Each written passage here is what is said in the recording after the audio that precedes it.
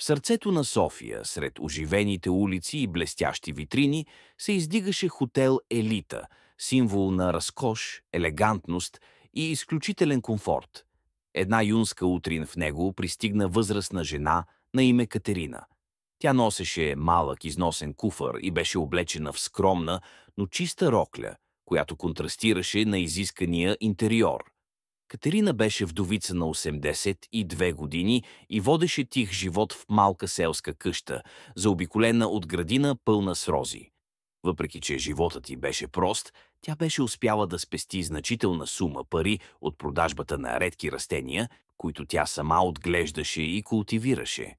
Нейният покоен съпруг Стефан често говореше за това как двамата ще отидат в София, ще отседнат в разкошен хотел и ще се насладят на гледките към града. Но с времето това желание остана нереализирано. След смъртта му Катерина реши, че ще изпълни тази мечта като почит към него. Въпреки решимостта си, тя се чувстваше леко не на място. Всичко в хотел Елита беше толкова чуждо за нея. Блестящите полилеи, мраморните подове, дори звуците от токчетата на гостите, които отекваха в просторния салон. Приближавайки се до рецепцията, Катерина вдигна глава и се усмихна на младия мъж, който стоеше зад гишето. Той се казваше Илия, рецепционист, известен с арогантното си поведение и презрителния си поглед към по-обикновените гости. «Добър ден», каза тя тихо. «Имам резервация на името Катерина Петрова». Илия вдигна очи от компютъра и я изгледа от глава до пети. «Сигурна ли сте, че сте на правилното място?» попита той с подчертано пренебрежение. Катерина не се поколеба. «Да, сигурна съм. Направих резервацията преди месец и я потвърдих по телефона». Илия изсумтя и започна да натиска клавишите на компютъра с демонстративна неохота. След минута той поклати глава. «Няма такава резервация. Вероятно сте сбъркали хотела». Катерина усети как бузите й почервеняват. «Уверена съм, че съм на правилното място», каза тя с твърдост, която не очакваше от себе си. Илия повдигна вежди и се усмихна иронично. «Вижте, госпожо, тук е хотел от висок клас. Ние приемаме само гости, които могат да си го позволят. Ако трябва, мога да ви насоча към по-скромно място». Катерина не издържа повече. «Искам да говоря с управителя», настоя тя стих, но категоричен тон. След няколко минути се появи София, управителката на хотела.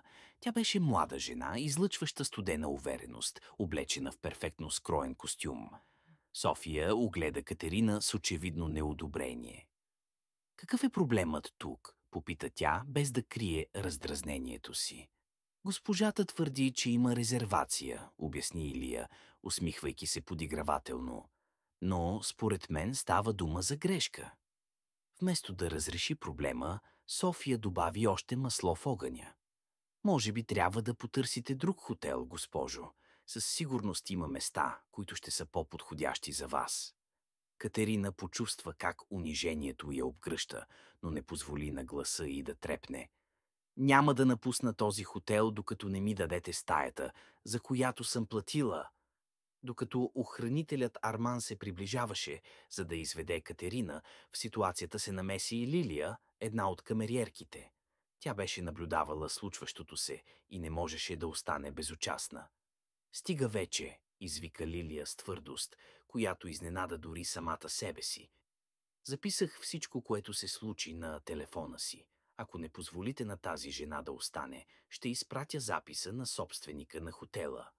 София и Илия останаха безмълвни. Те знаеха, че ако записът стигне до собственика, репутацията им ще бъде опетнена. След кратко мълчание София се обърна към Катерина. «Извиняваме се за недоразумението. Моля, последвайте ме. Ще ви покажем стаята ви». Лилия придружи Катерина до стаята пи, като се извини многократно за случилото се. В простия, но уютен апартамент двете жени започнаха да разговарят. Лилия сподели, че е бременна и има още две малки деца у дома. Работата в хотела беше тежка, а отношението на София и Илия ужасно. «Те виждат хората само като числа», каза Лилия. «Ако не изглеждаш като богат, те третират като никой». Катерина слушаше внимателно, усещайки тежестта на думите на младата жена. Не се притеснявай, Лилия. Нещата ще се променят, каза тя уверено. На следващия ден Катерина влезе в фоайето, но този път облечена в елегантен костюм. Тя поиска среща с собственика на хотела. Когато София и Илия дойдоха, за да я видят, останаха шокирани. Аз съм Катерина Петрова, новата собственичка на хотел Елита. От този момент нататък всичко тук ще се промени, каза тя твърдо. Катерина обяви незабавни промени в политиката на хотела, насочени към създаването на атмосфера на равенство и уважение. Тя назначи Лилия за управител на персонала, уверявайки се, че повече никой няма да бъде унижен заради външния си вид или происход.